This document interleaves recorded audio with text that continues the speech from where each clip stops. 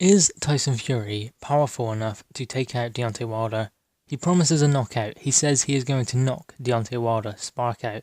But is he powerful enough to take the big American out? Well, yes, he has power, and yes, he can knock someone out. And I'd say he has the power to knock Deontay Wilder out. But in the fight, when and if he hurts Deontay Wilder, it is going to be very dangerous for him to try and take Deontay Wilder out. And if he leaves it too long, it's going to risk Deontay Wilder recovering. But if he gets too reckless, Deontay Wilder is very dangerous when he is hurt. He is just as dangerous when he is hurt as when he has his opponent hurt. That is the problem. And if he leaves him too long, then Deontay Wilder is going to recover. But if he loses his shape and tries to take Deontay Wilder out, then there is a problem because Deontay Wilder can take Tyson Fury out. And all it takes from Deontay Wilder is one punch. I don't think that Tyson Fury has that one concussive knockout punch, but in combination, he has enough power to take the big American out. But he doesn't have that one punch power that will take Deontay Wilder off his feet, I don't think. But then he may prove me wrong in this fight. He may put on an explosive, powerful display. On the other hand, obviously Deontay Wilder has the power to take him out with one punch. We've seen that in the past. He has changed whole fights with just one shot. He's been way behind on the scorecards and found that right hand, and it's all over, just like that. And you never really considered him losing the fight after that. But obviously, Tyson Fury relies more on his boxing skill and movement and awkwardness to win his fights. He has a good few knockouts, but he doesn't have the knockout ratio that Deontay Wilder has, or the concussive power that Deontay Wilder has. And if he is to stop Deontay Wilder, I'd imagine it would be late after he's worn him down and tired him out. But then, obviously, I don't think we've ever seen Deontay Wilder really tire. I mean, he's only gone 12 rounds once, but he doesn't really seem to get that tired in fights. He has good cardio and a good engine. And obviously Tyson Fury does too. He said he was sparring 12 rounds quite easily when he was severely overweight. So maybe we'll see a difference in this fight.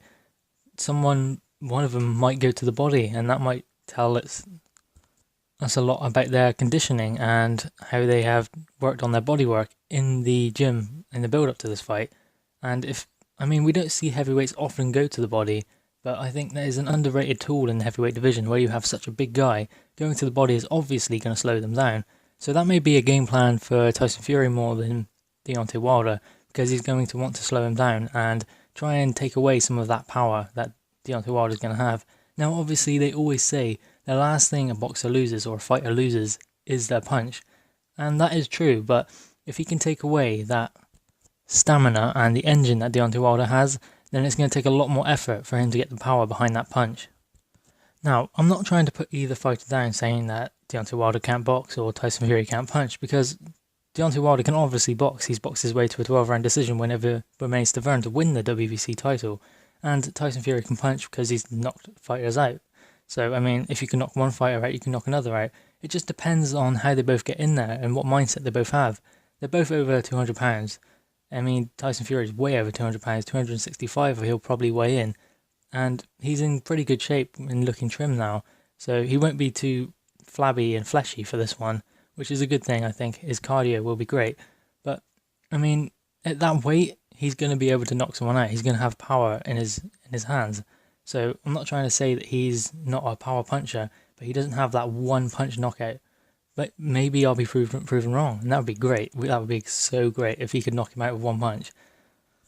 That really would send shockwaves through the heavyweight division. But then again, Deontay Wilder has that one punch. Or what happens if Deontay Wilder wins on points? No one would be expecting that. Deontay Wilder to jab and box his way to a 12-round decision win over Tyson Fury. That would also send shockwaves through the heavyweight division. Deontay Wilder is a underrated boxer, and that's what everyone would be saying, that he boxed his way through the guy who outclassed and gave a boxing lesson to the one and only Vladimir Klitschko. There are a million different ways that this fight could go. The distance, early, late, mid-rounds, we don't know. Someone could get injured. We have no clue what is going to happen. That is what's so great about the heavyweight division. One punch can change it all. For Deontay Wilder, if it's from him, it's going to be a concussive punch, and it probably will spell the end. From Tyson Fury, it's going to be a little bit more difficult for him to... He's going to have to use his brain. Either go for the kill and risk being knocked out himself, or take it steady and wait for the knockout to come. What do you think, guys? Is Tyson Fury powerful enough to knock Deontay Wilder out? Does he have the power he believes he does? Can he knock Deontay Wilder spark out? Or could Deontay Wilder maybe box his way to a 12-round decision win over Tyson Fury? Please let me know your thoughts in the comments below. Please also like, share and subscribe to the channel Crunch Boxing and Sport.